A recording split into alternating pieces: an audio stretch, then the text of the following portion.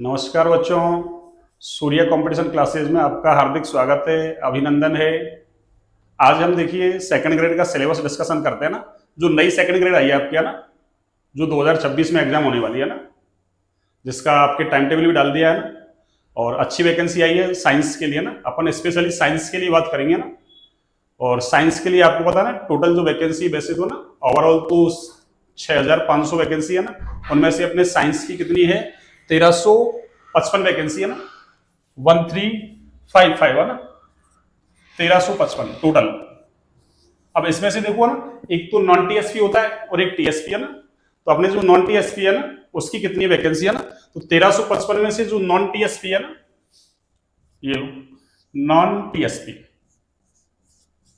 ये कितनी है आपकी,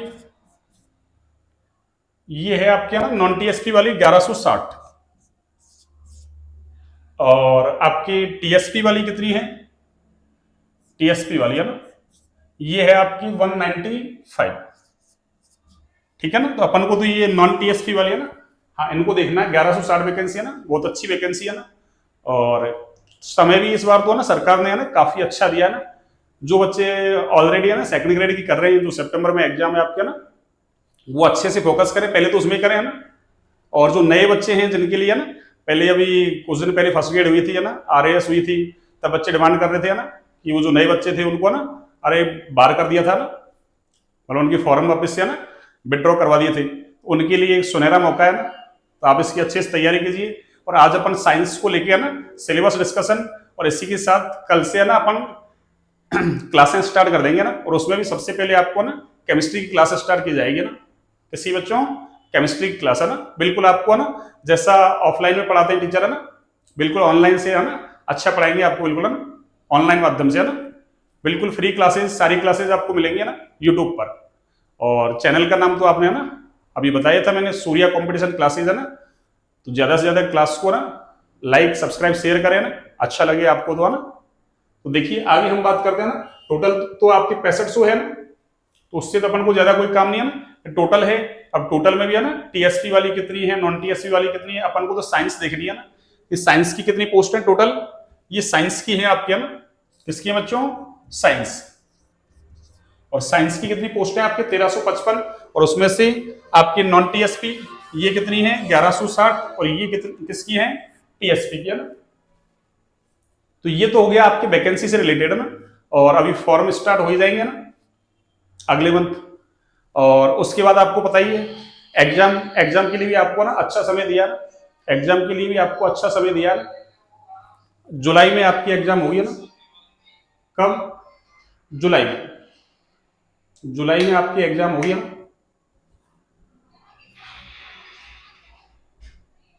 जुलाई में आपकी एग्जाम होगी ना। अब देखिए हम सिलेबस को ना डिस्कस करते हैं ना कि देखो देखो क्या पैटर्न रहता है ना, और उसके बाद आपको कैसे तैयारी करनी चाहिए ना। तो देखिए इसमें दो पेपर होते हैं आपके ना। एक तो पेपर होता है आपके फर्स्ट, एक तो पेपर कौन सा होता है आपके फर्स्ट, और एक पेपर कौन सा है आपके सेकंड पेपर।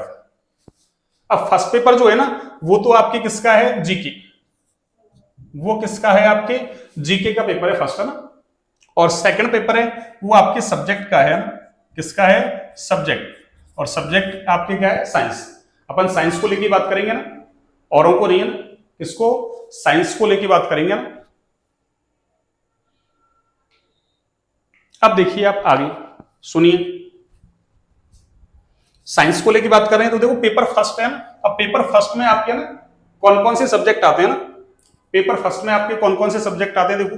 पेपर फर्स्ट में एक तो आपके देखो है ना, राजस्थान की आपके ज्योग्राफी है ना, हिस्ट्री भी है, कल्चर भी है आपके ना, और जनरल नॉलेज ऑफ राजस्थान है। यानी ये तीन टॉपिक हो गए आपके मेजर, ज्योग्राफी, हिस्ट्री, कल्चर, और आपके है ना ये कुछ थोड़ा बहुत है ना जनरल नॉलेज से रिलेटेड है ना राजस्थान का। तो ये आपके जीके वाला ना पोर्शन हो गया फर्स्ट। एक तो ये है आपके ना। अब देखिए हिस्ट्री में कौन कौन से हैं टॉपिक, वो तो आपके हिस्ट्री वाले सर कर लेंगे ना। मैं मेजर है ना मेनली आपको ना साइंस वाला सिलेबस है उसको डिस्कस करता हूँ ना। तो एक तो हिस्ट्री हो गया आपके, कल्चर हो गया, और ज्योग्राफी हो गया ना। इसके बाद देखिए और क्या है आपके, सुनिए। देखो हिस्ट्री, कल्चर, ज्योग्राफी, उनमें भी आपके ना कौन कौन से टॉपिक है ना उसको मेंशन कर रखा है आपके ना, कौन कौन से टॉपिक हैं। आगे देखिए आप,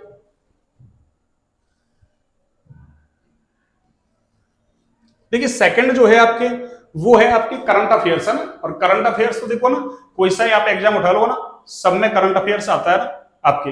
और करंट अफेयर्स में भी आपके देखो स्पेशली मेंशन कर रखा है ना कि मेजर करंट इश्यूज है ना and happening at state level, है ना, related to socio economic political games and sports. यानी इसमें केवल आपको राजस्थान से रिलेटेड है ना देखने हैं आपको, ना। एक तो इकोनॉमिक हो गया ना, सामाजिक, और है ना आर्थिक, मतलब सामाजिक आर्थिक। एक हो गया आपके पॉलिटिकल से रिलेटेड, है ना, एक गेम्स वगैरह, है ना, स्पोर्ट्स वगैरह, इससे रिलेटेड आपके, है ना, ये क्या हो गया आपके टॉपिक करंट में, है ना।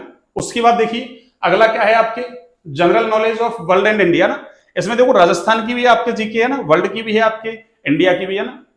वर्ल्ड और इंडिया में देखो ना आपके एक तो ज्योग्राफी वाला है ना पोर्शन, कौन सा है, ज्योग्राफी वाला पोर्शन है ना वर्ल्ड में, तो आपके महाद्वीप महासागर वगैरह है ना, ये आपको ज्योग्राफी वाले सर है ना आपको बता देंगे सारी बातें, है ना। अभी मैं तो मोटा मोटा बता रहा हूँ आपको जीके में, ना। इंडिया के लिए देखो, इंडिया का भी ये देखो मानसून तंत्र है ना, ये अब्बा तंत्र वगैरह है, वेजिटेशन वगैरह है आपके, ना, एनर्जी रिसोर्सेज यानी ऊर्जा संसाधन, ये भी आपके टॉपिक है ना। तो ये हो गया आपके इंडिया और वर्ल्ड का, ना। इसके अलावा देखो आपको है ना इंडियन इकोनॉमी भी आ गया ना, तो ये भी आपके एक तरीके से ज्योग्राफी वाले सर ही पढ़ाएंगे ना आपको, क्यों इसमें देखो ना ये ग्रो आपके एग्रीकल्चर आ गया, इंडस्ट्री आ गया, है ना, ये सर्विस सेक्टर वगैरह आ गया ना, तो ये भी आपके इकोनॉमी में आ गया। फिर आपके देखो संविधान, है ना, पॉलिटिकल सिस्टम, फॉरेन पॉलिसी क्या है ना, विदेश नीति वगैरह, ना, ये आ गया आपके ना पॉलिटिकल। उसके बाद आपके एजुकेशनल साइकोलॉजी, है ना, एक टॉपिक क्या है आपके एजुकेशनल साइकोलॉजी। तो एक तरीके से 4 पार्ट में है ना इसको डिवाइड कर रखा है इन्होंने ना जीके वाले पोर्शन को, देख लो। एक तो क्या था आपके राजस्थान से रिलेटेड, है ना, हिस्ट्री है, कल्चर है और ज्योग्राफी है। सेकंड क्या था आपके करंट अफेयर्स, और थर्ड क्या था आपके वर्ल्ड और इंडिया, ना, उसकी ज्योग्राफी वगैरह को लेके था ना। और इकोनॉमी है ना, इंडियन इकोनॉमी, और ये आपके है ना मतलब पॉलिटी होगी इंडियन पॉलिटी। इंडियन पॉलिटी आपके ना, राजस्थान पॉलिटी नहीं है ना आपके, इंडियन पॉलिटी है ना, देखो Indian constitution, political system and foreign policy, है ना, राजस्थान वाली नहीं है आपके, ना। और एक चौथा टॉपिक कौन सा हो गया आपके एजुकेशनल साइकोलॉजी, है ना। चौथा कौन सा हो गया एजुकेशनल साइकोलॉजी, है ना। ये अपन पिछले वाले है ना सिलेबस को डिस्कस कर रहे हैं ना, किसको, पिछले वाले को, ना। अभी मान लो कोई नया सिलेबस आएगा तो उसमें और कोई सुधार करेंगे, ना, और कोई टॉपिक वगैरह डालेंगे तो उसको अपन देख लेंगे, ना। ये अभी जो वैकेंसी चल रही है ना लेटेस्ट, जिनका सितंबर में एग्जाम होगा ना, हाँ, तो वो वाला सिलेबस ये है, उसी को ले रहे हैं अपन, है ना। और अगर कोई मान लो चेंजेस होगा सिलेबस में तो उसको देख लेंगे, अभी तो इसी को देखते हुए, ना। वैसे तो क्या चेंज करेगा, सिलेबस ही है ना, इतना बड़ा पहाड़ जैसा सिलेबस बना रखा है, सब में फर्स्ट ग्रेड देख लो आप, सेकंड ग्रेड देख लो, रीड देख लो, सब में सारे टॉपिक पहले से ले रखे हैं। फिर भी मान लो कोई है ना थोड़ा बहुत है ना उसमें वो चेंजेस करते हैं तो उसको अपन देख लेंगे नए सिलेबस के अकॉर्डिंग, है ना। लेकिन अभी से देखो आपको ना कम से कम अभी वर्तमान सिलेबस को देखते हुए ना कम से कम 12 महीने की तैयारी आपको चाहिए, ना। तो जो नए बच्चे हैं ना स्पेशली, है ना, जो पहली बार देंगे सेकंड ग्रेड, है ना, जिन्होंने पहले से दे रखा है वो तो अभी देंगे सितंबर में, ना, वो तो अच्छे से पूरी दम लगाए उसी में। और फिर भी मान लो अगर नहीं होता है तो फिर नई आएगी आपके सामने, ना। पहली बार इतिहास में ऐसा हो रहा है ना कि एक एग्जाम हुई नहीं और दूसरी वैकेंसी आ गई, है ना, या फिर एक एग्जाम अभी है ना फर्स्ट ग्रेड का हुआ है और उसके तुरंत बाद है ना वैकेंसी आ गई नहीं, ऐसा कभी इतिहास में हुआ नहीं है, ना, अब तक के राजस्थान के इतिहास में, है ना। तो आपको तो सुनहरा मौका है ना कि भाई कैसे भी करके मान लो वैकेंसी, एक तो वैकेंसी का इंतजार करना होता है बहुत, और वैकेंसी आई भी तो है ना, बहुत अच्छी वैकेंसी आई सेकंड ग्रेड में। अभी कुछ दिन पहले चर्चा चल रही थी कि सेकंड ग्रेड की वैकेंसी तो कम आएगी, फर्स्ट ग्रेड की 12,000 प्लस आएगी, टोटल 15,000 बता रहे थे, तो वो सेकंड ग्रेड की तो कम ही बता रहे थे उस समय, ना, 3,000 से भी कम। भाई 12,000 प्लस होगी तो 3,000 से कम ही होगी 15 में तो, लेकिन फिर भी देखो 6500 वैकेंसी बहुत अच्छी वैकेंसी है, ना, मैथ वालों के लिए, साइंस वालों के लिए, ना। तो अपन तो मैथ की बात नहीं करेंगे, अपन तो किसकी बात कर रहे हैं, साइंस की बात कर रहे हैं, ना। तो एक आपके एजुकेशनल साइकोलॉजी हो गया, ना। अब देखिए इसमें आपके टोटल जो पेपर है वो कितने का है, टोटल पेपर देखिए आप, टोटल पेपर है आपके कितने का, 200 नंबर का, 200 मार्क्स, कितने का, 200 मार्क्स, 200 नंबर का। तो क्वेश्चन कितने आएंगे, क्वेश्चन आएंगे आपके 100, कितने क्वेश्चन आएंगे आपके 100। इसका मतलब जो प्रत्येक क्वेश्चन है आपका वो कितने नंबर का है, 2 नंबर का। और टाइम देखो कितने का है, टाइम भी आपको मिलेगा 2 घंटे, टाइम कितना मिलेगा, 2 घंटे। और देखो क्वेश्चन भी आपके ये 100 क्वेश्चन, और कैसे होंगे, मल्टीपल चॉइस वाले, ना। आजकल तो आपको पता है ना फर्स्ट ग्रेड में 5 ऑप्शन आए थे, ना, एक है ना, पहले तो 4 ही होते थे, आजकल 5 बार दे दिया ना कि आपको नहीं भी आ रहा है तो अभी कौन सा भरना है आपको, अनुत्तरित है ना, अनुत्तरित है ना, यानी जिसका मतलब कोई नेगेटिव मार्किंग वगैरह नहीं होगी उसकी, है ना, उसको आपको भरना कंपलसरी होता है, उसके लिए ना एक्स्ट्रा टाइम मिलता है आपको 10 मिनट, है ना, तो वो 5वां ऑप्शन भी आपको भरना है ना, अगर नहीं आ रहा तो। इसके अलावा देखो नेगेटिव मार्किंग तो आपको पता ही है 1/3 होती है, वो तो है ना, आरपीएससी वाले जितने भी एग्जाम सब में 1/3 ही चल रहा है, फर्स्ट ग्रेड सेकंड ग्रेड जो भी है ना। और वैसे तो अपन एक फर्स्ट ग्रेड का बैच भी है ना स्टार्ट करेंगे ना, जल्दी करेंगे, और वो स्पेशली केमिस्ट्री के लिए होगा भैया ना, वो स्पेशली किसके लिए होगा बच्चों, केमिस्ट्री के लिए ना। तो जो केमिस्ट्री से रिलेटेड है ना, जो ही बच्चे हैं ना आपके, जो भी जानकार हैं और कोई भी हैं जो भी बच्चे देख रहे हैं ना, उनके लिए भी पूरा सिलेबस करवाया जाएगा ना। केमिस्ट्री केमिस्ट्री मैं ही पढ़ाऊंगा आपको ना, केमिस्ट्री मेरे द्वारा ही पढ़ाई जाएगी आपको ना, सेकंड ग्रेड के लिए, फर्स्ट ग्रेड के लिए। और वैसे अपन को एक है ना लैब असिस्टेंट का बैच भी अपन ने स्टार्ट कर दिया था ना 3-4 दिन पहले, है ना, उसकी शायद एक सिलेबस डिस्कशन, हाँ 4 क्लासें हो चुकी है ना, तो वो वैकेंसी भी जल्दी आने वाली। तो जिन बच्चों ने 12th कर रखा है ना, हाँ तो उनके लिए भी है वो वैकेंसी, है ना। तो केमिस्ट्री आपको ना मैं ही पढ़ाऊंगा सारी, है ना, ऑर्गेनिक इनऑर्गेनिक फिजिकल सारी, है ना। अब देखिए इसमें आप 1/3 क्या हुई आपकी नेगेटिव मार्किंग हुई है ना। तो ये तो सारी बातें समझ में आ गई आपकी फर्स्ट पेपर से रिलेटेड, और मेरिट दोनों पेपर को मिला के बनेगी। तो 200 नंबर का ये है, उसमें क्वेश्चन कितने आएंगे आपके 100, टाइम कितना मिलेगा आपको, टाइम कितना मिलेगा 2 घंटे, और मल्टीपल चॉइस क्वेश्चन होंगे। नेगेटिव मार्किंग कितनी होगी आपकी 1/3, 1/3 का मतलब अगर आपने 3 क्वेश्चन गलत कर दिए मान लो ना, और एक सही कर लिया, टोटल कितने हो गए 4, तो वो सही वाला भी कट जाएगा, यानी उसके कोई मार्क्स नहीं मिलेंगे, क्यों आपने 3 गलत कर दिया ना। तो 1/3 का मतलब है कि 3 आपने गलत कर दिए, एक सही कर दिया, तो वो सही भी उसके साथ चला जाएगा, ठीक है ना। अब देखिए आप आगे, अब कई बच्चों को थोड़ा सा ना ये रहता है कि सर है ना साइंस के हैं, हमको तो ना जीके कैसे आएगा। अरे जीके कोई बड़ी बात नहीं, जीके में देखो थोड़ा सा रट्टा वैकेशन भी मारना पड़ता है ना, और वैसे तो अरे साइंस वाले महारथी होते हैं ना, हाँ उनकी अरे लर्निंग कैपेसिटी तो अच्छी होती है ना, क्यों बायोलॉजी को खूब रटते हैं ना, और बायोलॉजी का यहाँ खूब इंपॉर्टेंट रोल है ना, तो बायोलॉजी तो अच्छे से रटते हैं, इतनी बड़ी बायोलॉजी को रट देते हैं, तो क्या अपन को जीके नहीं आएगी क्या। ये हमारे है ना सोच के ऊपर डिपेंड करता है ना, हम सोच लेते हैं ना, हमने तो कभी है ना जीके को पढ़ाई नहीं, अरे एसएसटी अपन ने 10th क्लास तक तो पढ़ी, बस वही चीजें 12th क्लास की और जुड़ जाएगी, उसमें थोड़ा ग्रेजुएशन लेवल आ जाएगा, यही तो होगा, तो वही चीजें हैं। तो है ना बायोलॉजी अपन है ना, अरे बायोलॉजी में क्या है 40% समझ लो, 60% रटते हैं, तो जब बायोलॉजी जैसी है ना सब्जेक्ट को रट लेते हैं अपन साइंस में, तो फिर अरे जीके क्या है, कुछ नहीं है ना, ऐसा हमारे मन में नहीं बैठा है ना। कई बार बच्चे ऐसे बैठा लेते हैं, कई बच्चों को मैं सुनता हूँ ऐसे ना कि अरे सर है ना साइंस के हैं, हमने तो जीके कभी पढ़ाई नहीं, ऐसा कोई वो नहीं है ना, जीके की जीके आएगा नहीं आपको ना, जीके आएगा ना, ऐसी कोई है ना बड़ी बात नहीं, कोशिश करते हैं ना, कोशिश करने वालों को कभी हार नहीं होती है ना। तो ये तो हो गया आपके फर्स्ट पेपर है ना 200 नंबर का, 100 क्वेश्चन मल्टीपल चॉइस का मतलब अरे ऑब्जेक्टिव टाइप के ना, जैसे एबीसीडी या एबीसीडी जो भी आपके ना 5 ऑप्शन आ रहे हैं वो, और आपको टाइम कितना है 2 घंटे। और ये तो वही वापस से है ना वही चीजें बता दी, इसमें शॉर्ट में बता दिए, देखो 4 पोर्शन कर रखे हैं ना, कि पेपर फर्स्ट है उसके कितने पोर्शन 4, जो अभी हमने देखा ही था कि ज्योग्राफी है, हिस्ट्री है, कल्चर है, और जीके किसका राजस्थान का, और वही करंट अफेयर्स हो गया ना, देखो लिख रखा है specially current affairs of Rajasthan है ना, आपको इंडिया वगैरह का वर्ल्ड वगैरह का नहीं देखना ना, राजस्थान से रिलेटेड देखना ना। और general knowledge of world and India, world का और इंडिया का ना ज्योग्राफी वगैरह है आपके ना, इकोनॉमी वगैरह है ना, पॉलिटी वगैरह है, वो सारे है ना, मतलब वर्ल्ड का तो नहीं, वर्ल्ड का तो केवल ज्योग्राफी है, ठीक है ना। आगे देखिए एक एजुकेशनल साइकोलॉजी है ना, शैक्षिक मनोविज्ञान, एक टॉपिक ये भी आपके ना, तो 4 पोर्शन हो गए एक तरीके से आपके ना मेजर फर्स्ट पेपर में है ना। अब देखिए हम मेनली सेकंड पेपर को ना डिस्कस करते हैं ना, कौन से पेपर को, सेकंड पेपर को ना, और सेकंड पेपर को डिस्कस करते हैं। देखिए आप देखिए सेकंड पेपर को साइंस वाले को डिस्कस करते हैं अपन ना, और आपको क्या स्ट्रेटेजी अपनानी है ना, किस तरीके से आपको तैयारी करनी चाहिए ना।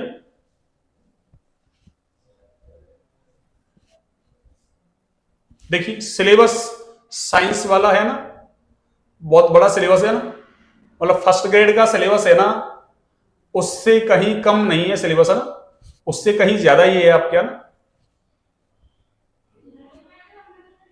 क्यों फर्स्ट ग्रेड में तो हम केवल क्या, फर्स्ट ग्रेड में तो हम केवल जैसे सब्जेक्ट है आपके, जैसे ना जैसे मैंने बोला केमिस्ट्री है ना, तो केमिस्ट्री वाला ही है जैसे, अरे फर्स्ट ग्रेड भी कम नहीं है वैसे ना, उसमें अदर सब्जेक्ट ज्यादा है, फर्स्ट पेपर का बहुत रोल है ना, उसमें 12-13 सब्जेक्ट पढ़ने होते हैं आपको ना।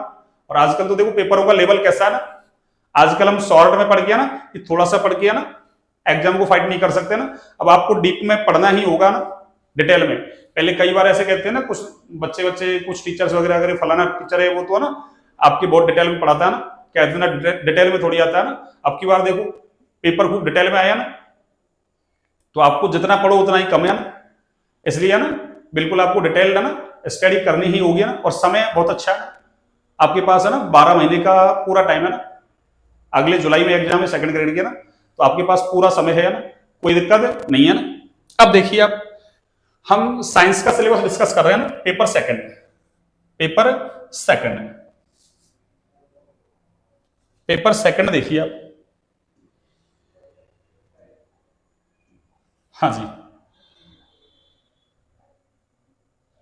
देखिए पेपर सेकंड है ना, पेपर फर्स्ट जीके वाला हो गया जो अपन ने डिस्कस कर लिया था ना, मैंने मोटा मोटा बताया आपको जीके में ना, एक आउटलाइन है ना।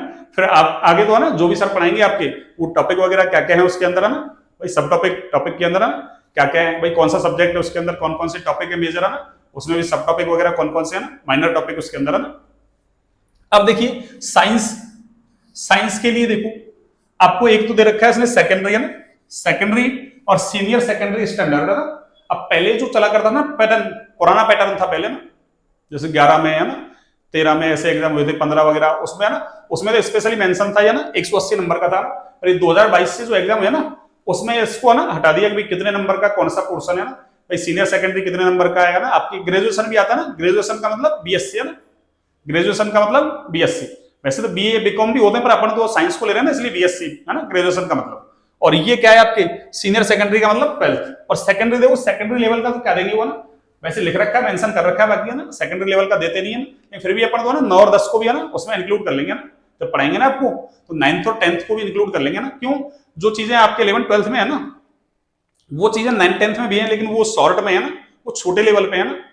तो आपको ना वैसे तो 11th-12th ही है ना मैंने आपके ना तो अब नंबरों का तो झंझट रहा ही नहीं भाई, किस टॉपिक से कितने क्वेश्चन आएंगे, ग्रेजुएशन से ज्यादा आएंगे या ना सीनियर सेकेंडरी से ज्यादा आएंगे, आपके किससे ज्यादा आएंगे, वो तो मैटर रहा ही नहीं है ना। पहले स्पेशल है ना मेंशन था, वो अब नहीं है ना। तो इसका मतलब आपको दोनों को वरीयता बराबर देनी है ना। ऐसा नहीं है, कई टीचर ऐसे कह देते हैं कि आप तो सीनियर सेकेंडरी का पढ़ लो बस है ना, ग्रेजुएशन का छोड़ दो। एक मान लो ग्रेजुएशन से ज्यादा सवाल आ गए तो फिर क्या करेंगे आप, फिर उस टीचर पे दोष थोड़ा लगाएंगे क्यों वो टीचर ने ऐसे कह दिया था कि सर ग्रेजुएशन वाला तो आप ना हाँ मत पढ़ना ना, कम पढ़ना और सीनियर सेकेंडरी पढ़ लो। हाँ सीनियर सेकेंडरी पे फोकस ज्यादा करना है, क्यों आगे टॉपिक आ रहे हैं उनका बस थोड़ा सा एडवांस वर्जन ही तो आ जाता है भाई, थोड़े और डिटेल में आ जाएंगे वो टॉपिक आपके। तो आपको एक तो एनसीईआरटी मस्ट है, एनसीईआरटी। अभी देखो कुछ दिन पहले ना आरपीएससी के एक मेंबर थे ना केसरी सिंह, उन्होंने कहा भी है ना कि आपको एनसीईआरटी वगैरह देखनी है, आपको रेफरेंस बुक देखनी है आपको ना, जैसे आपके ग्रेजुएशन में चलती जो बीएससी वगैरह में चलती है ना, जो प्रोफेसर्स वगैरह हैं उनकी अच्छी बुक्स चलती है ना, वो आपको बुक्स वगैरह अच्छे से आपको पढ़नी है ना। तो एनसीईआरटी तो मेन है ही आपके ना, इसकी तो आपको लाइन टू लाइन याद हो ना, फिजिक्स में भी, केमिस्ट्री में भी, बायोलॉजी में भी है ना। पर देखिए एक चीज है ना, मतलब भाई बायो बैकग्राउंड से जो बच्चा होता है ना उसके पीसीबी होता है ना सब्जेक्ट, पीसीबी, पीसीबी का मतलब फिजिक्स, केमिस्ट्री और बायोलॉजी है ना। अब देखो फिजिक्स थोड़ा सा उसके लिए मुश्किल होता है ना, मतलब मुश्किल तो क्या है, जैसे अभी मान लो अरे फ्रेशर है उनके लिए दिक्कत नहीं है, पर मान लो जैसे जिन्होंने 1-2 बार दे लिया मान लो नहीं हुआ ना, तो उनके क्या फिजिक्स थोड़ा सा ना टच में नहीं रहती है ना। और फिजिक्स में देखो ना वो फिजिक्स नहीं आती 11th-12th वाली, मतलब है तो वही, पर वहां तो अपन क्या करते हैं, अरे 11th और 12th में तो आपको जो भी टीचर्स पढ़ाते हैं ना आपके, वो क्या करते हैं थ्योरेटिकल ज्यादा पढ़ाते हैं। कारण क्या है उसका कि थ्योरेटिकली वहां आता है आपके ना, अरे थ्योरी तो लिखनी होती है वहां, और क्वेश्चंस वगैरह वो ना जैसे न्यूमेरिकल्स वगैरह में, जैसे आपको ना न्यूमेरिकल्स ही बोलते हैं फिजिक्स और केमिस्ट्री के ना जो सवाल होते हैं वो न्यूमेरिकल्स, तो वो आपके जैसे उदाहरण करवा दिया उन्होंने भाई, उदाहरण ही ज्यादातर दे देते हैं ना बोर्ड क्लास में उठा के। अब यहाँ ऐसा नहीं है कि उनको उठा के दे देगा, कहीं से भी दे सकता है, कुछ भी दे सकता है। तो आपको डिटेल में पढ़ना है ना, तो फिजिक्स थोड़ा सा क्या मुश्किल हो जाता है ना, क्यों बायो वाले की ना कैलकुलेशन वगैरह इतनी बहुत ज्यादा है ना, हाँ अच्छी नहीं होती है ना, मतलब होने को तो अच्छी है, अब वैसे 10th लेवल की कैलकुलेशन आती है, लेकिन फिर भी है ना थोड़ा सा फिजिक्स उसके लिए टफ होता है ना। अब साइंस से जो तैयारी कर रहे हैं उनके लिए 2 सब्जेक्ट है ना, एक केमिस्ट्री और एक बायोलॉजी है ना। मैं ये नहीं कह रहा फिजिक्स को मत पढ़ो, फिजिक्स को पढ़ना है, अच्छे से पढ़ना है ना, लेकिन हाँ फिर भी इसके कंपेयर में देखें तो ये दोनों आसान है बायोलॉजी वाले के लिए ना। क्यों, केमिस्ट्री है वो थोड़ा सा बायो से लिंक है ना, जैसे यार फिजिक्स है ना, वो मैथ से लिंक है, तो मैथ वाले को थोड़ा फिजिक्स बढ़िया लगती है ना, ऐसे ही बायो वाले को केमिस्ट्री अच्छी लगती है ना। तो आपको है ना दो सब्जेक्ट पे है ना ज्यादा फोकस करना है, किस पे, केमिस्ट्री पे और एक बायोलॉजी पे ना। जैसे नीट का बच्चा है कोई, केमिस्ट्री बायोलॉजी उसकी अच्छी होनी चाहिए ना। उसका कारण क्या है, देखो भाई अपने पास क्या है, टाइम की लिमिटेशन होती है ना। जैसे यहां आपके 2.5 घंटे का पेपर है ना, कितने का है आपके, 2.5 घंटे का पेपर है ना, है ना। और 2.5 घंटे के पेपर का मतलब है, अरे 7 दूनी 120 और 30 150 मिनट, 150 मिनट है आपके पास, है ना। और 150 मिनट में आपको क्वेश्चन कितने करने हैं, 150। तो कंपटीशन एग्जाम में है ना कोई बड़ी बात नहीं है, हमको कोई ऐसे कह देना पेपर ले जाओ आप और सारे दिन में सॉल्व करके दे देना आप आराम से, कोई दिक्कत नहीं है, तो हम आराम से सोच सोच के कर सकते हैं उसको ना। और कंपटीशन एग्जाम में टाइम की बहुत इंपॉर्टेंस होती है ना, टाइम मैनेजमेंट, कि आप वहां कैसा सोच रहे हैं ना, वो 2.5 घंटे में कैसा सोचा आपने ना। अब 150 मिनट में 150 क्वेश्चन करने, अब 150 गोले भी तो भरने हैं आपको। अब 150 में से मान लो अरे अपने 120 है ना क्वेश्चन कर रहे थे पहले तो 120 ही भरते थे। अब आजकल मान लो 150 भरने 10 मिनट एक्स्ट्रा दे रहे मान लो ना, पर 120 ही मान के चले अपन, मान लो अपन ने 120 की अटेम्प्टिंग की थी ना, सही सही वो सही तो भरनी थी अपन को। अब 120 अगर आप भरते हैं तो मान लो 20 मिनट तो कम से कम मान लो। अरे 120 गोले भी करेंगे ना भाई, देखेंगे भी कौन सा ऑप्शन ऐसे है नहीं कि आंख मीच किया ना, अरे आंख बंद करके भर दोगे, तो उसमें ये भी तो देखना पड़ेगा भाई कौन सा ऑप्शन है किस क्वेश्चन में ना। तो 20 मिनट तो कम से कम मेरे हिसाब से मान लो ना बोले। अब बचे कितने आपके पास, 130 मिनट। अब 130 मिनट में आपको 150 क्वेश्चन देखने हैं। अरे अटेम्प्ट तो सारे करने हैं ना, देखना तो सबको ही। अब अटेम्प्ट कितना कर रहे हैं उसमें से सही, लेकिन देखना तो पड़ेगा अपन को 150। तो मान लो आपने 2 राउंड भी लगाए, तो 2 राउंड लगाओगे तो 150 का 300, अरे डबल पढ़ोगे तो अपन, या मान लो उनमें से मान लो अरे 50-60 सवाल आपने फर्स्ट राउंड में सही कर दिया, 70 कर दिया ना, तो वापस से 80 को फिर से देखोगे तो 80 मान लो, और 150 पहले के तो भी 230 हो गए। 230 क्वेश्चन, मिनट तो कितने, 130 ही हैं। तो टाइम की बहुत इंपॉर्टेंस होती है ना, आपको टाइम का बिल्कुल ध्यान रखना है ना। अब देखो आगे अपन सिलेबस डिस्कस करते हैं ना, तो इसलिए यहां पे क्या है, बायोलॉजी में देखो आंसर देखते ही आ जाएगा ना, तो ये क्वेश्चन पढ़ा आंसर आ गया। केमिस्ट्री में भी 3 पोर्शन होते हैं आपके, इनऑर्गेनिक, ऑर्गेनिक और फिजिकल। अब फिजिकल में थोड़ा सा देखो टाइम लगेगा ना, क्यों वहां तो कैलकुलेशन आती थोड़ी है ना, इसलिए उसमें थोड़ा टाइम लग जाएगा। बाकी इनऑर्गेनिक, ऑर्गेनिक के तो आपको कंसेप्ट आते हैं ना, रिएक्शंस वगैरह जो भी उससे रिलेटेड क्वेश्चंस वगैरह आते हैं ना, जीओसी से रिलेटेड क्वेश्चंस आते हैं, अम्लीय सामर्थ्य का क्रम क्या होगा, क्षारीय सामर्थ्य का क्रम क्या होगा, वहां आपको पेन नहीं चलाना ना, बगैर पेन चलाए आंसर आ जाएगा। और देखो है ना जहां पेन चलता है, अरे है ना आप लिखोगे, लिखने में समय ज्यादा लगता है ना। जैसे आप है ना अपन गांव में देखते हैं ना कि एक मान लो है ना, अरे बहुत कम पढ़ा लिखा आदमी है ना, और एक बहुत पढ़ा लिखा आदमी, और मान लो दोनों से हिसाब लगवाया जाए कि भाई ये हिसाब कर दो, तो पढ़ा लिखा तो क्या कहेगा, भाई एक कॉपी लाओ एक पेन लाओ, और फिर मैं हिसाब करूंगा ना। इतने में क्या है, वो कम पढ़ा लिखा है ना, अरे वो उंगलियों में हिसाब कर देता है, और जब तक उसकी पेन कॉपी आएगी ना तब तक वो आंसर बता देगा ना। तो उसका कारण क्या है, अरे उसका कारण यही है कि उसने क्या किया, कैलकुलेशन को मन में कर लिया, जबकि आपने क्या किया, हर चीज को लिखा, गुणा भाग है ना, जो भी करा, जोड़ बाकी जो भी किया ना, तो आपको इसलिए समय लग गया ना। तो जहां कैलकुलेशन आती है वहां समय लगता है। तो फिजिक्स, अरे फिजिक्स में तो कैलकुलेशन आती है, अब कैलकुलेशन आती है तो समय लगेगा। केमिस्ट्री में केवल एक ही पोर्शन तो है जिसमें क्या है आपके कैलकुलेशन, बाकी 2 पोर्शन में तो क्या है आपके पास है ना, कैलकुलेशन है ही नहीं, तो आंसर देखते ही आएगा। बायोलॉजी में भी देखते ही आएगा आपको। तो इसलिए फिजिक्स थोड़ा सा क्या है, टफ है ना, मतलब मेरे हिसाब से। क्यों, आजकल तो इसको ग्रेजुएशन स्टैंडर्ड पे भी डाल रखा है फिजिक्स को। पहले तो है ना सीनियर सेकेंडरी लेवल पे ही था, आपके 12वीं लेवल पे है ना, 11-12, अब आपके है ना ये ग्रेजुएशन लेवल पे भी डाल दिया। अब फिजिक्स तो देखो आपको वैसे पता है, अरे 11-12 में पढ़ता है बच्चा, और बायोलॉजी वाले के तो अरे फिजिक्स हट जाती है कहाँ, ग्रेजुएशन में है ना, बीएससी करते थे हट जाती है। अब हट जाती है तो उसको ग्रेजुएशन लेवल पे डाल रखा है, वो कैसे करेगा। हाँ उसको थोड़ा सा ना, अब उसने डाल रखा तो हमको पढ़ना तो पड़ेगा ही, अरे उसने ग्रेजुएशन लेवल पे डाल रखा है तो पढ़ना होगा हमको ग्रेजुएशन लेवल के हिसाब से, तो इसलिए थोड़ा सा टफ काम है ना। अब हाँ इधर पढ़ लो 11-12 पढ़ लो, क्यों, उसको तो अपन पढ़ते हैं ना, फिर भी उसमें है ना अपन कर सकते हैं, कोई दिक्कत नहीं है ना। तो बच्चा कौन सा आपके पास, केमिस्ट्री बायोलॉजी। अब इसको तो आप ग्रेजुएशन स्टैंडर्ड पे पढ़ते हैं अपन, तो केमिस्ट्री और बायोलॉजी में कोई दिक्कत नहीं है उसको ना, ये 2 सब्जेक्ट उसके अच्छे होने चाहिए ना। तो फिजिक्स अच्छी है, उसकी अच्छी रैंक आ जाएगी, सिलेक्शन में क्या होगी उसकी श्योरिटी होगी ना, कि केमिस्ट्री बायोलॉजी अच्छे हैं, बहुत अच्छे है ना, और फिजिक्स अच्छी है ना, वो बहुत अच्छे हैं, ये अच्छी है, तो आपका सिलेक्शन श्योर है ना, आपकी अच्छी रैंक वगैरह आ जाएगी ना। लेकिन मान लो कोई के कि मैं है ना फिजिक्स बहुत अच्छी है ना, फिजिक्स बहुत अच्छी तो हो भी नहीं सकती बायोलॉजी वाले का ना, बहुत अच्छी है ना, अरे मैथ वाले से नहीं हो गया ना, बहुत अच्छी तो है ना, क्यों फिजिक्स का थोड़ा सा ना लेवल आना खतरनाक क्या आता है। अभी नीट में देखो कोई सोच रहा है क्या ना, अभी नीट का पेपर था और बार फिजिक्स ऐसी नहीं आती थी, अब की बार एडवांस लेवल की फिजिक्स दे दिया ना, बच्चों की धज्जियां उड़ गई ना, आजकल पेपरों का लेवल ऐसा ही है ना। तो हाँ, केमिस्ट्री और बायोलॉजी उसके बहुत अच्छे हैं, तो फिजिक्स अच्छी भी है तो चल जाएगा। लेकिन फिजिक्स अच्छी है और केमिस्ट्री बायोलॉजी अच्छे नहीं है उसकी, तो फिर वो सेकंड ग्रेड में सेलेक्ट नहीं हो सकता। तो अब आइए देखिए ना, ये तो मैंने आपको सारी रणनीति बता दी कैसे कैसे आपको पढ़ाई करनी है ना, और केमिस्ट्री में आपको पढ़ाऊंगा। केमिस्ट्री में आपको कोई है ना घबराने की जरूरत नहीं है ना, सारी आपको ग्रेजुएशन स्टैंडर्ड की सारी है ना, 11 12 है ना, और सेकेंडरी स्तर भी डाल रखा है उसको भी देख लेंगे। सेकेंडरी का मतलब 10वीं है ना, 9th और 10th। अब देखिए हम इसमें है ना सिलेबस को डिस्कस करते हैं। देखिए वही हमारे पास क्या है, देखो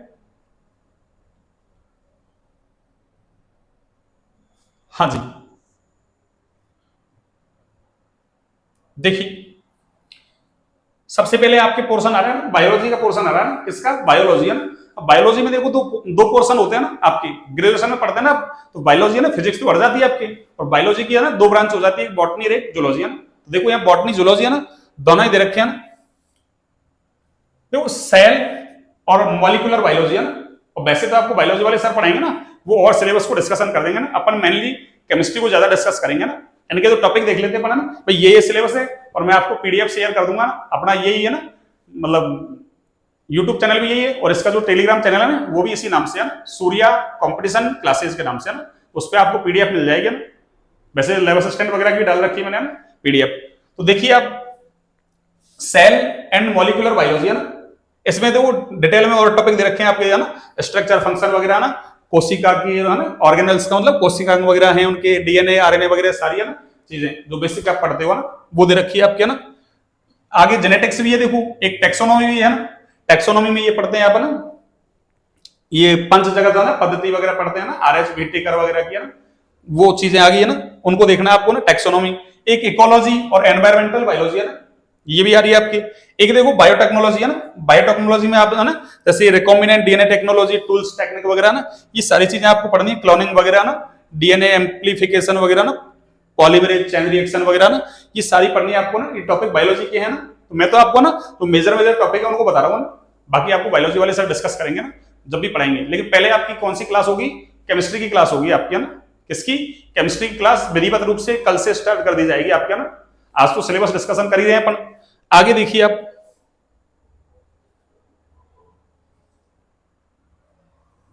हाँ जी आगे देखिए, बायोटेक्नोलॉजी होगी आपके, माइक्रोबायोलॉजी होगी, इसमें प्लांट मॉर्फोलॉजी और एनाटॉमी होगी है ना, जैसे ये पादप पूता के उनके प्रकार वगैरह, ये सारी चीजें ना इसमें अंदर है ना, जड़ वगैरह है, तना है, पत्ती वगैरह है आपके ना, ये सारी चीजें होगी इसमें ना।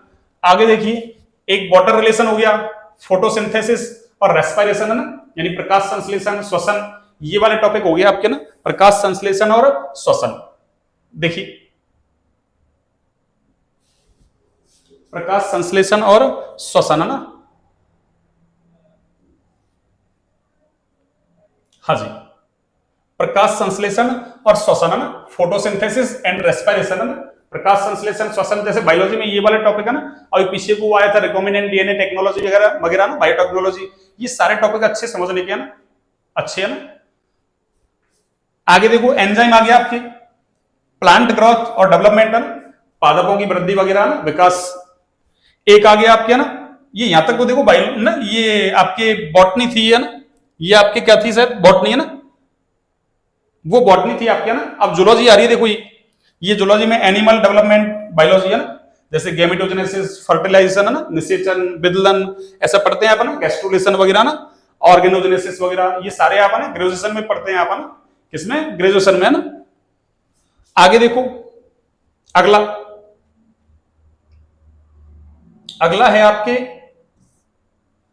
हाँ जी अगला टॉपिक क्या है आपके, ये देखो एवोल्यूशन है ना, पद विकास, जिसमें आप लेमार्क पढ़ते हो, डार्विन पढ़ते हो ना, डार्विन का प्राकृतिक चयन का सिद्धांत, ये पढ़ते हैं अपन।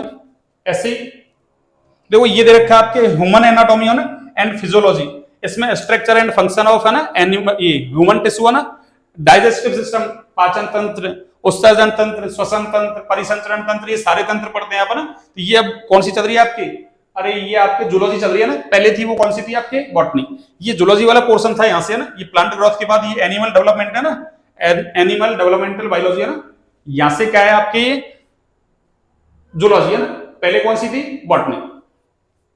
आगे देखिए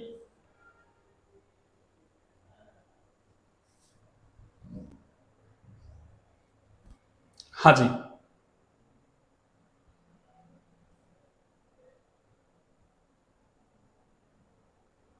एवोल्यूशन हो गया, हाँ ये आपके हो ही गया ना, ह्यूमन एनाटॉमी है ना। अब देखिए आगे, अभी तो कौन सा चल रहा है, सेकेंडरी और सीनियर सेकेंडरी लेवल चल रहा है ना, अभी ग्रेजुएशन तो आएगा ना। देखिए मानव है ना स्वास्थ्य, ह्यूमन हेल्थ, ये आ रहा है एक टॉपिक आपके है ना, कौन कौन सी डिजीज वगैरह होती है ना, मलेरिया क्या होता है और ना बहुत सारे डेंगू वायरस क्या है, कौन सा क्या है ना, ये सारी चीजें आप बायोलॉजी में पढ़ते हैं ना, ठीक है ना।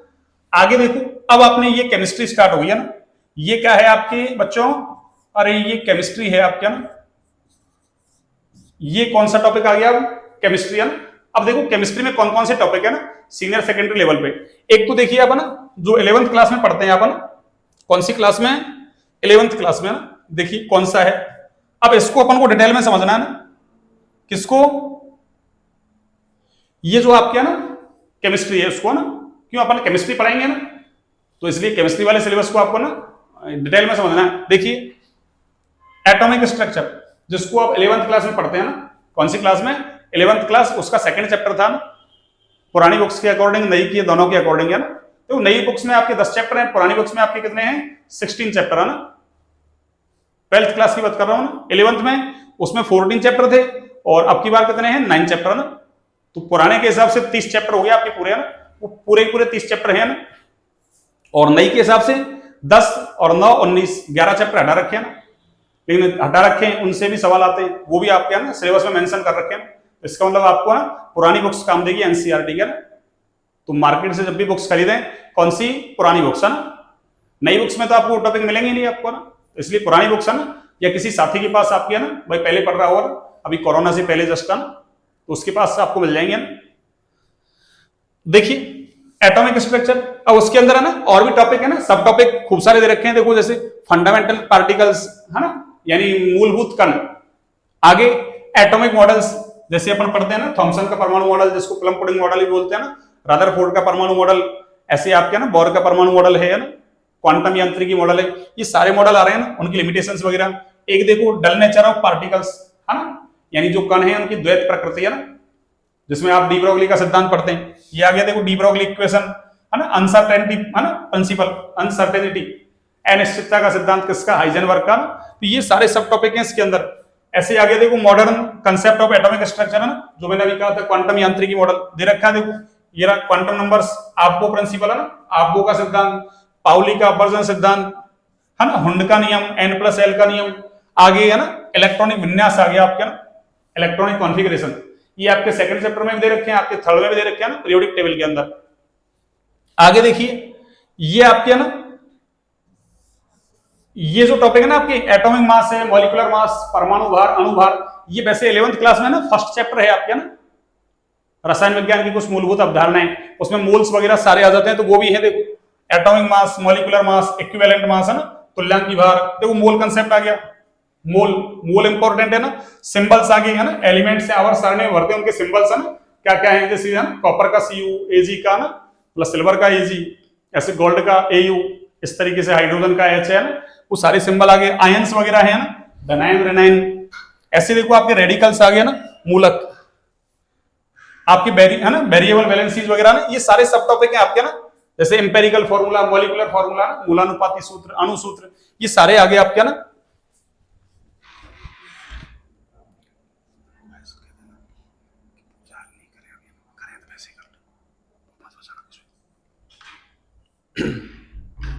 हाँ जी देखिए, ये मॉलिक्यूलर फार्मूला हो गया आपके ना, अणुसूत्र, देखो केमिकल स्टोइकियोमेट्री है ना, रासायनिक रस समीकरण में थी, हिंदी में कहो तो ना, और इंग्लिश में कहो तो ना केमिकल स्टोइकियोमेट्री हो ही गया।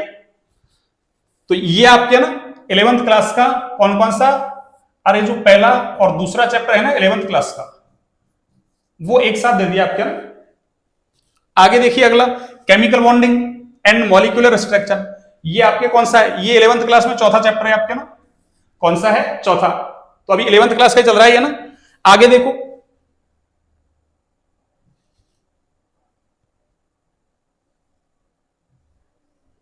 हाँ जी, आगे देखिए,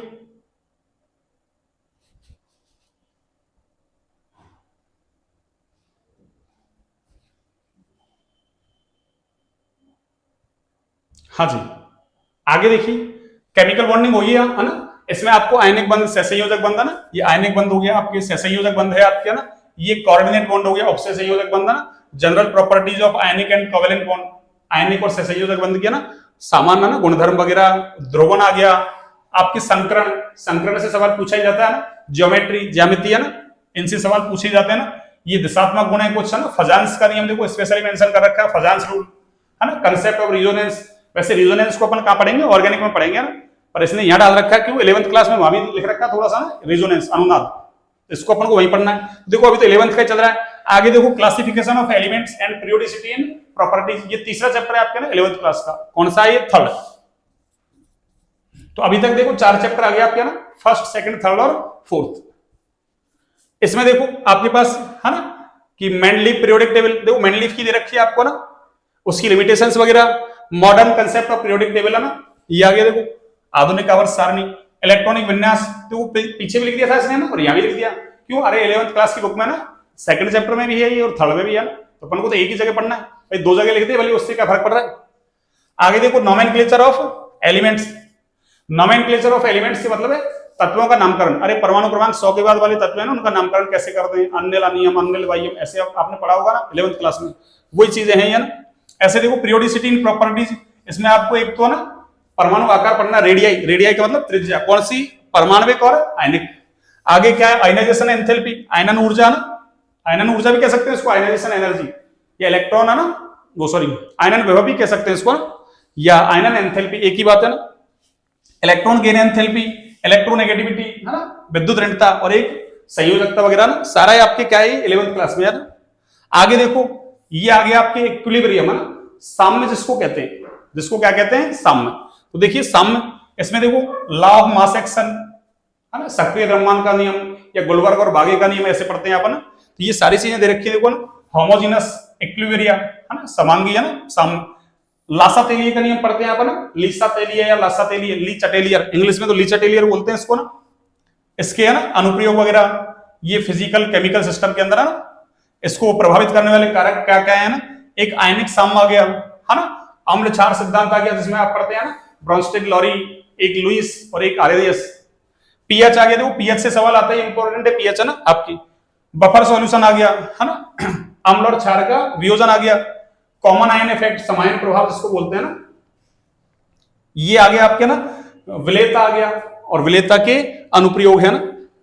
आगे देखिए, तो ये चैप्टर में कौन सा है आपके, अब ये ना जैसे नई किताब के अकॉर्डिंग तो इसका ना सीक्वेंस अलग है, और पुरानी के अकॉर्डिंग अलग है ना। पुरानी में 7वां चैप्टर था ना, और नई में अभी है ना एक चैप्टर कम कर लो, छठा हो जाएगा, ठीक है ना। अपन को चैप्टर से क्या मतलब है, पर मैं तो वो इसलिए आपको बता रहा हूं ना, क्यों कि आपको ये तो पता हो कि हमने 11th क्लास में कहां पढ़ा है इसको ना, कि 11th क्लास पढ़ी भी है नहीं पढ़ी है ना। ज्यादातर बच्चे तो 11th क्लास को पढ़ते नहीं है ना, ऐसा सोचते हैं 11th क्लास तो क्या है, लोकल है ना। अब देख लो आप लोकल का नतीजा, 11th क्लास के सारे टॉपिक डाल रखे हैं आपके ना। आगे देखिए,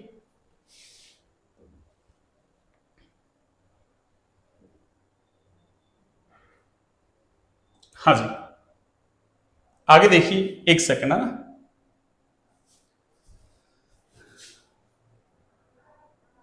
हाँ जी, अब आपको ना वैसे इसको थोड़ा सा ना हल्का सा देख लेना ऐसे है ना, बाकी मैंने सारे सिलेबस डिस्कस कर दिया ना। अब थोड़ा सा ना ज्यादा बड़ा हो जाएगा, फिर आपको सिलेबस देखने में थोड़ा सा जोर आएगा ना, तो मैं थोड़ा सा इसको शॉर्ट में कर लेता हूँ ना। मेन मेन टॉपिक क्या है ना, और सब टॉपिक तो अपन जैसे जैसे पढ़ते जाएंगे वैसे वैसे लेते चलेंगे ना। देखिए आगे क्या है, देखो अपने पास, एक मिनट,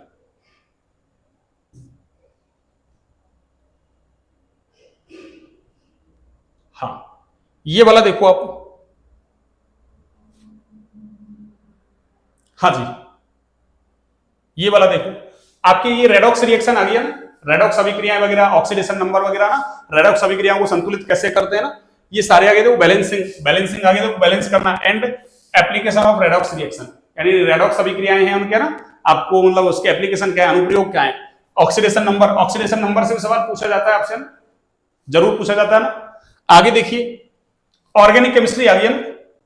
ऑर्गेनिक केमिस्ट्री में जो आप है ना 11th क्लास में पढ़ते हैं, इसको है ना, इस वाले चैप्टर को अपन जीओसी बोल सकते हैं ना। इस वाले चैप्टर को क्या बोल सकते हैं अपन, जीओसी। और देखो ऑर्गेनिक केमिस्ट्री के आने के लिए आपको ना ये जीओसी का आना बहुत जरूरी है ना। वैसे तो आप 11th क्लास में इसका नाम अलग पढ़ते हैं कि ऑर्गेनिक केमिस्ट्री है ना, some basic principle and technique. अरे ऑर्गेनिक केमिस्ट्री कार्बनिक रसायन, कुछ आधारभूत सिद्धांत और तकनीकें, पर इसको ना अपनी भाषा में इसको जीओसी बोलेंगे ना। कोई भी टीचर आपको पढ़ाएगा जीओसी के नाम से पढ़ाएगा ना। ये आपके वेरी वेरी इंपॉर्टेंट है ना, ये आपके वेरी वेरी इंपॉर्टेंट है। और ऑर्गेनिक से बच्चों को ना डर लगता है ऑर्गेनिक केमिस्ट्री से ना। ऑर्गेनिक कुछ नहीं है, आसान है, बस आपको जीओसी आ गई तो ऑर्गेनिक में कुछ नहीं है ना, आपको जीओसी का आना जरूरी है। और एक चीज ये भी दिमाग में सटीक बैठा लो ना कि मान लो किसी भी एग्जाम में मान लो अरे 100 क्वेश्चन आ रहे हैं केमिस्ट्री के ना, तो अकेली ऑर्गेनिक से अरे 40 से 45% सवाल आते हैं ना, यानी 40 से 45 सवाल अकेले ऑर्गेनिक से आते हैं ना, दोनों को मिला के अरे 55 से 60। और इसका प्रमाण आप ना 11th 12th क्लास में देख के आए होंगे ना। 12th क्लास में तो 50-50 का मामला कर रखा है ना, जो वर्तमान में सिलेबस चल रहा है ना कि 56 नंबर का टोटल पेपर आता है, 28 का आपके क्या है ऑर्गेनिक का अकेला, और 28 का इनऑर्गेनिक और फिजिकल मिला के ना, उसमें भी इनऑर्गेनिक 10 नंबर की है और 18 नंबर की क्या है फिजिकल। तो देख लो सबसे ज्यादा किसका है ना रेशो है, ऑर्गेनिक का। ऑर्गेनिक आपको आनी ही चाहिए ना, ऑर्गेनिक आपको आनी ही चाहिए ना। बस आपको एक चैप्टर समझ में आ गया अच्छे से ना। इसमें देखो आईयूपीएसी नाम वगैरह आ रहे हैं ना, कुछ ये है ना शुद्धिकरण वगैरह ना, गुणात्मक कुछ है ना, मात्रात्मक विश्लेषण वगैरह है शुरू में ना। और आपके तो ना ये ज्यादा इंपॉर्टेंट है, क्लासिफिकेशन वगैरह आईयूपीएसी है ना, ये homolytic heterolytic cleavage of bond fusion है ना, बंध विदलन जिसको पढ़ते हैं हम, समांश बंध विदलन और विषमांश बंध विदलन, ये सारी चीजें पढ़ते हैं ना। इसमें आप ना आगे मध्यवर्ती स्पीसीज वगैरह पढ़ते हैं, कार्बोधनायन देखो कौन कौन से, फ्री रेडिकल, कार्बोकेटायन, कार्बोनाइन है ना, इलेक्ट्रोफाइल, न्यूक्लियोफाइल क्या होते हैं ना, इलेक्ट्रॉन्स नहीं, नाभिक नहीं, ऐसे टाइप ऑफ ऑर्गेनिक रिएक्शन जिसमें आप एक तो एडिशन पढ़ते हुए ना, सब्स्टिट्यूशन पढ़ते हुए, एलिमिनेशन, योगात्मक, एक विलोपन और एक प्रतिस्थापन।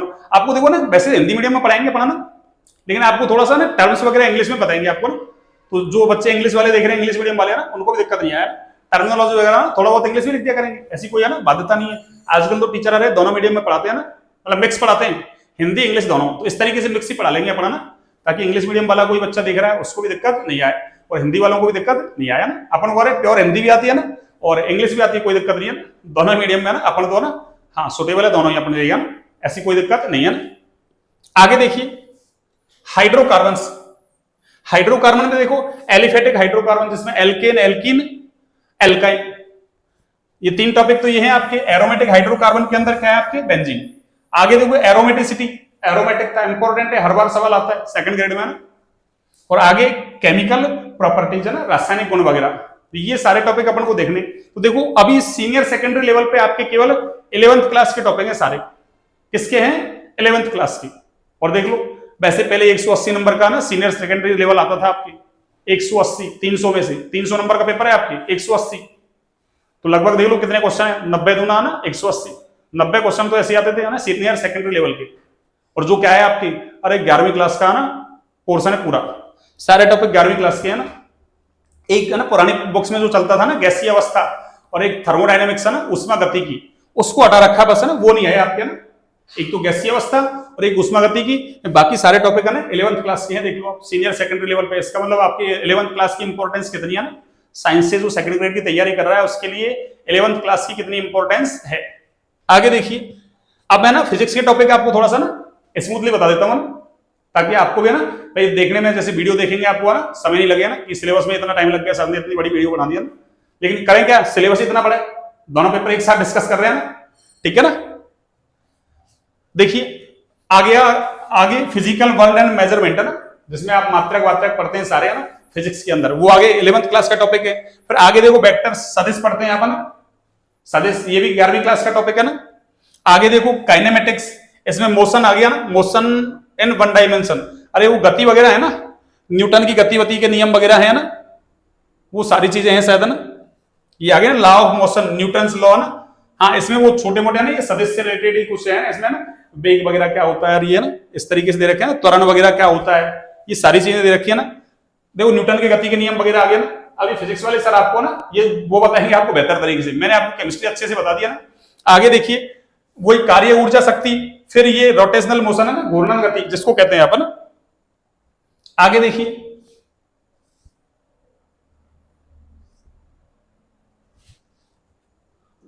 हाँ जी, आगे देखिए ये आपके ना फ्रिक्शन आ गया ना, फ्रिक्शन का मतलब घर्षण।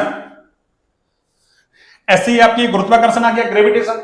ये सारे 11th क्लास के टॉपिक ही चल रहे हैं ना मेरे हिसाब से ना। क्यों? अरे मुझे तो फिजिक्स पढ़े है ना, बहुत समय हो गया ना, इसलिए ना। हाँ मैं तो आपको एक आइडिया दे रहा हूँ फिजिक्स का, तो ना बाकी फिजिक्स वाले सर ये आपको डिस्कस करेंगे ना। हाँ बायोलॉजी तो फिर भी टच में रहती थी ना, क्यों? बायोलॉजी तो अरे ग्रेजुएशन लेवल तक है ना टच में थी, मेरे पास बायोलॉजी थी ना। हाँ आगे देखो प्रॉपर्टीज ऑफ मैटर, द्रव्य के गुणधर्म है ना, ये फ्लड डायनेमिक्स आ गया आपके ना। एक ये इलेक्ट्रिसिटी एंड मैग्नेटिज्म, ये 12th क्लास के शायद है ना, ये वाले शायद क्या है ही 12th क्लास में ना। अरे विद्युत धारा वगैरह का चैप्टर आपके 12th क्लास में है ना फिजिक्स में ना। हाँ इतना तो, अरे इतना तो है ही है ना आइडिया अपन को, इतना तो अपन ने पढ़ी है फिजिक्स, तो आइडिया है ही है ना, ऐसी कोई दिक्कत नहीं है ना। हाँ लेकिन डिटेल में वही पढ़ेंगे आपको ना। ये रे ऑप्टिक्स आ गई आपके ना, जिसमें आप विवर्तन वगैरह पढ़ते हैं ना, ये रिफ्रैक्शन, रिफ्लेक्शन, परावर्तन, विवर्तन वगैरह सारी चीजें ना, ये भी शायद 12th क्लास में है ना। आगे देखिए इसके बाद देखो अब आ गया हमारा कौन सा, ग्रेजुएशन स्टैंडर्ड आ गया ना। कौन सा बच्चों? ग्रेजुएशन स्टैंडर्ड है ना, ये लीजिए देखिए।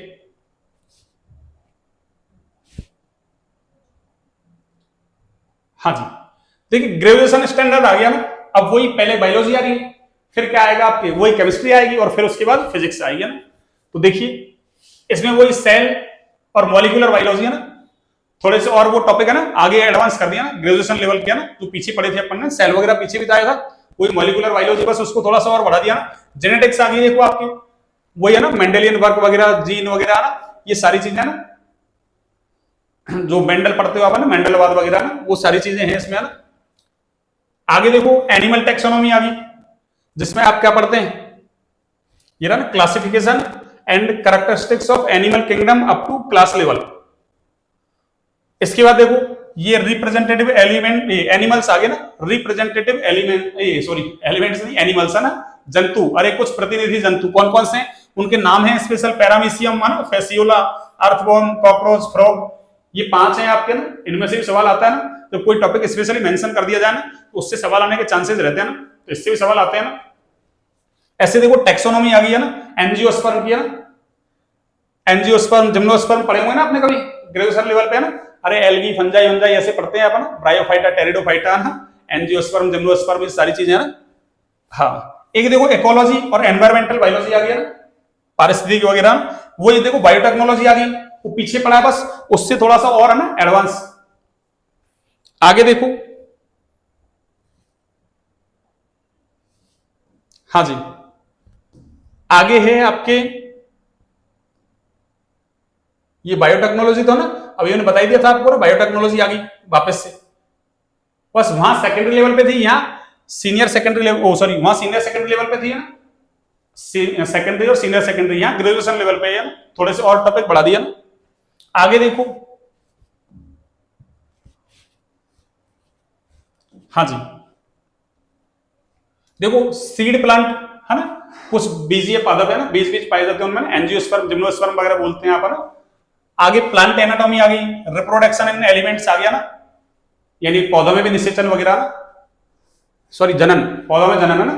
हाँ ये जल संबंध आ गया, प्लांट न्यूट्रिशन आ गया ना, जिसमें माइक्रो और मैक्रो दोनों पढ़ते हैं ना, वो बृहद पोषक तत्व वगैरह ऐसे पढ़ते हैं अपन, लघु पोषक तत्व वो आ गए आपके ना। एक फोटोसिंथेसिस देखो फिर से आ गया, वही फोटोसिंथेसिस और रेस्पिरेशन, श्वसन, प्रकाश संश्लेषण, श्वसन, वहां सीनियर सेकेंडरी लेवल पे थे, या ये ग्रेजुएशन लेवल पे आ गया ना, और बढ़ के है ना। आगे देखिए कितना बड़ा सिलेबस है, देख लो आप, सिलेबस का ही है ना। हाँ सिलेबस बहुत बड़ा है ना, और अब की बार तो समय भी अच्छा दिया आपको ना, कि पूरे 12 महीने हैं ना। देखिए आगे ये वही प्लांट ग्रोथ वगैरह आ गया, एनिमल डेवलपमेंटल बायोलॉजी आ गई, ह्यूमन फिजियोलॉजी आ गया ना, इकोनॉमिक जूलॉजी आ गई आपकी, ये आपके यहां तक बायोलॉजी है आपके ना, यहां तक क्या है आपके बायोलॉजी। फिर से देखो केमिस्ट्री आ गई, अब केमिस्ट्री में देखो अब 12th आ गया ना, 12th लेवल पे जो है ना टॉपिक है, अब उनको ग्रेजुएशन लेवल तक पढ़ना है ना, 12th का तो पढ़ना ही है, उसके साथ साथ ग्रेजुएशन लेवल का पढ़ना है ना, जिसमें आपके देखो ये कोऑर्डिनेशन कंपाउंड आ गया ना, ऑब्सेसिव तक होगी, यहाँ जो आईयूपीएसी नाम वगैरह सारी पढ़ते हैं अपना ना, ये आपके बीवीटी है ना, सीएफटी, वार्नर थ्योरी पढ़ा हुआ ना आपने कभी, क्रिस्टल फील्ड थ्योरी 12वीं क्लास में, क्रिस्टल क्षेत्र सिद्धांत, उनको ग्रेजुएशन लेवल पे पढ़ना है अपन को ना। ये देखो सारी चीजें दे दी, ये कार्बोनिल कंपाउंड वगैरह ना, ये मेटल कार्बोनिल कंपाउंड सारे दे रखे हैं, देखो प्रिपरेशन, बॉन्डिंग, प्रॉपर्टीज वगैरह सारे है ना। एक मॉलिक्यूलर स्ट्रक्चर देखो ये आ गया, मॉलिक्यूलर स्ट्रक्चर है ना, elemental idea about valence bond theory, वो मैंने बोला था ना बीबीटी, और देखो एमओटी आ गया है ना, और एमओटी भी किसके लिए है ये है ना, 11वीं क्लास में वैसे है ना, केमिकल बॉन्डिंग वाले चैप्टर में, पर अब की बार ये है ना वहां भी वो होमो न्यूक्लियर के लिए ये है ना, डायटोमिक मॉलिक्यूल, अरे सम द्विपरमाणुक अणुओं के लिए ना, तो ये आ गई यहाँ पे है ना, एक एमओटी आ गई, एक है ना valence shell electron pair repulsion theory, VSEPR, crystal field theory है ना, क्रिस्टल क्षेत्र सिद्धांत, तो ये तो अपन कहा पढ़ेंगे, अरे ये एमओटी है, ये एमओटी शॉर्ट में अपन एमओटी पढ़ते हैं इसको, एमओटी है ना, एमओटी है मोट, एमओटी मॉलिक्यूलर ऑर्बिटल थ्योरी। ऐसे देखो एक ये वेस्पर, वेस्पर भी वहीं पढ़ते हैं अपन है ना, वीएसईपीआर, इसको वहीं पढ़ते हैं ना, पर ये आपको ना ग्रेजुएशन लेवल पे पढ़नी है ना, वीएसईपीआर, वीएसईपीआर, इसको ना शॉर्ट में अपन लिखते हैं ना VSEPR, VSEPR, VSEPR, valence shell electron pair repulsion theory, इस नाम से पढ़ा होगा आपने ना। सीएफटी अभी बोला था मैंने, वो आ गई सीएफटी, क्रिस्टल फील्ड थ्योरी। आगे देखिए,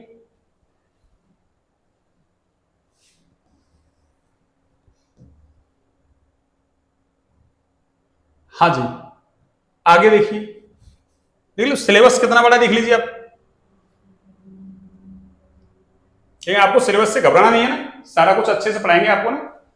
देखिए गैसियस स्टेट आ गया ना, स्टेट ऑफ मैटर, उसमें गैसियस स्टेट दे रखा है आपके ना, गैसीय अवस्था, ये वैसे आपकी 11th क्लास में था ये ना, पर इसको ग्रेजुएशन लेवल पे डाल रखा है ना, कौन से लेवल पे, ग्रेजुएशन लेवल पे ना, ये 11th क्लास में हटा रखा था अभी कोरोना के बाद, पहले चलता था ना।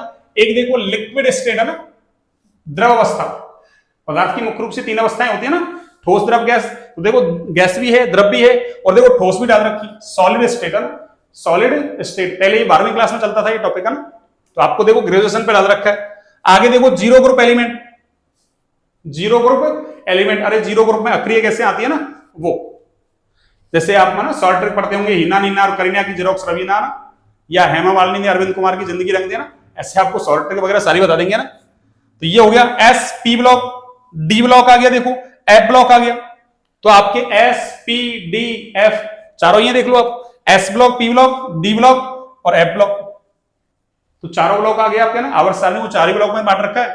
तो देखो वहां तो आवर्त सारणी थी केवल, उसके गुणधर्म वगैरह, अब ये आपको ना इसके अंदर है ना एस ब्लॉक अलग पढ़ना, पी डी और एफ, ये सारे पढ़ने आपको ना, कौन से लेवल पे, ग्रेजुएशन लेवल पे है ना। आगे देखिए,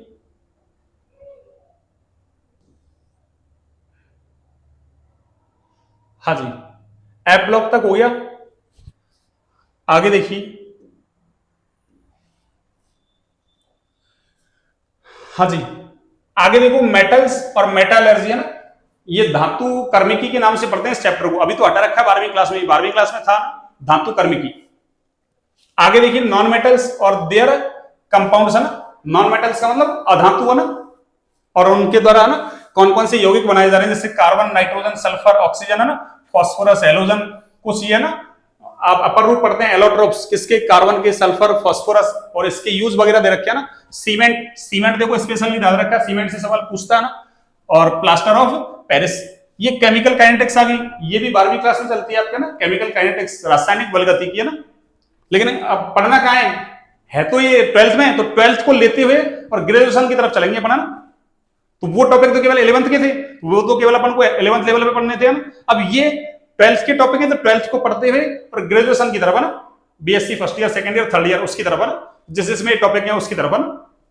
तो ये केमिकल काइनेटिक्स हो गई आपकी। सॉल्यूशन देखो ये भी आपके कौन से लेवल पे डाल रखा है, ग्रेजुएशन लेवल पे है ना, विलियन। इलेक्ट्रोकेमिस्ट्री देखो, वैद्युत रसायन, ये भी किसमें है, 12th में, ये सारे 12th के टॉपिक है ना, पर अपन को कहां तक पढ़ना है इसको, ग्रेजुएशन लेवल तक है ना। सरफेस केमिस्ट्री देखो, पृष्ठ रसायन, ये हटा रखा है अभी है ना 12वीं क्लास में, ये भी है, देखो जो टॉपिक हटा रखे हैं वो हैं। अब देख लो आप, इसका मतलब है ना, हम तो पढ़ते क्या है 11वीं क्लास में, केवल सिलेबस वाले पढ़ते हैं और उसको भी ढंग से नहीं पढ़ते हैं ना, क्योंकि 11वीं क्लास तो लोकल है, क्या करेंगे पढ़ गया ना, ठीक है ना। आगे देखिए,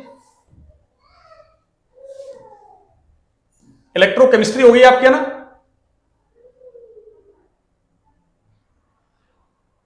इलेक्ट्रोकेमिस्ट्री सरफेस बताई दिया मैंने अभी है ना आपको। अब देखिए आप इसके बाद फिर ये ऑर्गेनिक के आगे आपके टॉपिक है ना, किसके, ऑर्गेनिक के, वो रिएक्शन मैकेनिज्म आ गई देखो, इंडक्टिव, मेसोमेरिक, हाइपर कॉन्जुगेशन है ना, ये अपन सारा ना, जैसे अरे 11th क्लास का कोई टॉपिक है और ग्रेजुएशन में भी है तो उसको 11th और ग्रेजुएशन में लेके चलेंगे, ऐसे 12th में कोई टॉपिक है उसको 12th और ग्रेजुएशन ऐसे लेके चलेंगे उसको ना। तो ये देखो अपन ने पीछे पढ़ा था जीओसी, उसके अंदर ही इनको सबको पढ़ लेंगे अपना ना, जीओसी के अंदर ही सबको पढ़ लेंगे अपना, जैसे वहां 11th वाली और ये दोनों को मिला के अपने एक यूनिट है ना, एक यूनिट बना देंगे अपना ना, यानी एक चैप्टर आपके हिसाब से जीओसी उसके नाम से पढ़ेंगे सारे है ना, SN1 SN2 ये सारी है ना, नाभिक स्नेही प्रतिस्थापन, डायरेक्टिव इन्फ्लुएंस वगैरह ना, फंक्शनल ग्रुप वगैरह क्या क्या है सारी चीजें अपन है ना ग्रेजुएशन लेवल के हिसाब से पढ़ेंगे ना। आगे देखो एक टॉपिक आपके है ना, ये देखो, हाँ हाँ जी, देखिए ये वाला टॉपिक देखिए, स्पेक्ट्रोस्कोपिक टेक्निक, आपको स्पेक्ट्रोस्कोपी आपके ना उसमें चलती है, आपकी ग्रेजुएशन लेवल में चलती है ना, 12th वगैरह में नहीं है स्पेक्ट्रोस्कोपी है ना। तो ये टॉपिक देखो, इसको पढ़ना, सवाल आते हैं यहां से है ना। एक बायो इनऑर्गेनिक केमिस्ट्री है ना, इसमें आपके जैसे कैल्शियम, मैग्नीशियम, आयरन, कॉपर वगैरह है ना, इनके रेफरेंस में पढ़ना अपन को, विद स्पेशल रेफरेंस कर रखा विशेष संदर्भ में, किसके, एक तो मैग्नीशियम, कैल्शियम, आयरन और कॉपर। जैसे देखो अरे आयरन कहां मिलता है, रुधिर में मिलता है ना, हीमोग्लोबिन के अंदर आयरन है ना, ऐसे आप विटामिन B12 पढ़ते हैं उसमें कोबाल्ट मिलता है, ऐसे तो इस तरीके से उनके रेफरेंस में पढ़ना अपन को इसको ना। एक बायोमोलिक्यूल देखो, जैवन, ये भी आपके ना 12वीं क्लास में अभी भी है, पहले भी था, जिसमें आपको ना कार्बोहाइड्रेट, प्रोटीन, वसा, विटामिन, न्यूक्लिक एसिड है ना, कितने कार्बोहाइड्रेट, प्रोटीन और विटामिन, न्यूक्लिक एसिड। एक देखो पॉलीमर्स, ये चैप्टर भी हटा रखा है आपके ना, लेकिन ये भी दे रखा है देखो, नेचुरल और सिंथेटिक पॉलीमर, यानी प्राकृतिक और संश्लेषित बहुलक। एक देखो ये टॉपिक भी हटा रखा है आपके, केमिस्ट्री इन डेली लाइफ, यानी दैनिक जीवन में रसायन। तो देख लीजिए वो पूरे टॉपिक मैंने बताए थे, 14 टॉपिक तो वो और 16 टॉपिक वो किसके, 12th के, 14 11th के सारे के सारे आपके दे रखे हैं। टोटल टॉपिक कितने हो गए आपके, 30। अब 11वीं वाले ग्रेजुएशन में है तो 11वीं और ग्रेजुएशन दोनों को एक साथ लेंगे अपन, और 12वीं वाला अगर ग्रेजुएशन में है तो 12वीं और ग्रेजुएशन उसको एक साथ में लेंगे ना। और आगे देखिए आपके, आगे तो ये फिजिक्स है ना, ये मैकेनिक्स आ गई है ना, क्लासिक है ना, ये यहां से लेके फिजिक्स है ना, ये क्लासिकल इलेक्ट्रोडायनेमिक्स आ गई, वेव ऑप्टिक्स आ गई आपके ना, थर्मल और स्टैटिस्टिकल फिजिक्स है ना, ये सारे क्वांटम है ना, मैकेनिक्स वगैरह आ गई आपके ना। तो इनसे तो अपन को ना भाई, अरे इनको तो है ना फिजिक्स वाले सर पढ़ाएंगे आपको ना। हाँ, तो मैं तो आपको केवल है ना ये बता रहा हूं आपको ना, क्वांटम मैकेनिक्स। और देखिए आप, हाँ जी सुनिए,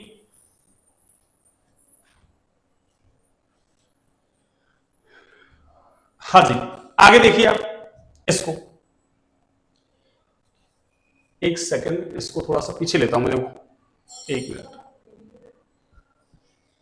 हाँ जी देखिए,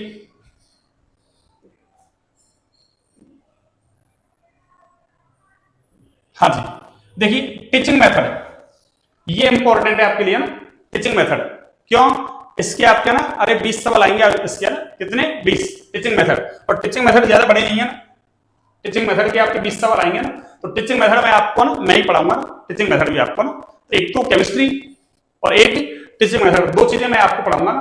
पहले तो देखो ना केमिस्ट्री के 50 सवाल आते थे और बायोलॉजी के 50, और 30 किसके आते थे, फिजिक्स के। 50 50 100 और 30 130 है ना। और आजकल तो उन्होंने फिक्स नहीं कर रखा ना किसी से कितने सवाल दे सकते हैं ना, जब भी फिर भी है ना ऐसा एक्सपेक्टेशन है ना कि फिजिक्स से कम देंगे सवाल है ना। क्यों, उनको पता बच्चा ना अरे बायोलॉजी केमिस्ट्री से है ना, भाई बायो का बच्चा ना, भाई बायो बैकग्राउंड का बच्चा फिजिक्स इतनी पढ़ता नहीं है ना, उन्होंने डाल तो रखा सब कुछ कि भाई बच्चा पढ़े सब कुछ है ना, फिर भी है ना फिजिक्स के सवाल है ना एज कम्पेयर कम आएंगे। जैसे मान लो अरे उनके ना जैसे 130 है तो 45 45 दोनों हो जाएंगे 90, और उसके कितने हो जाएंगे 40।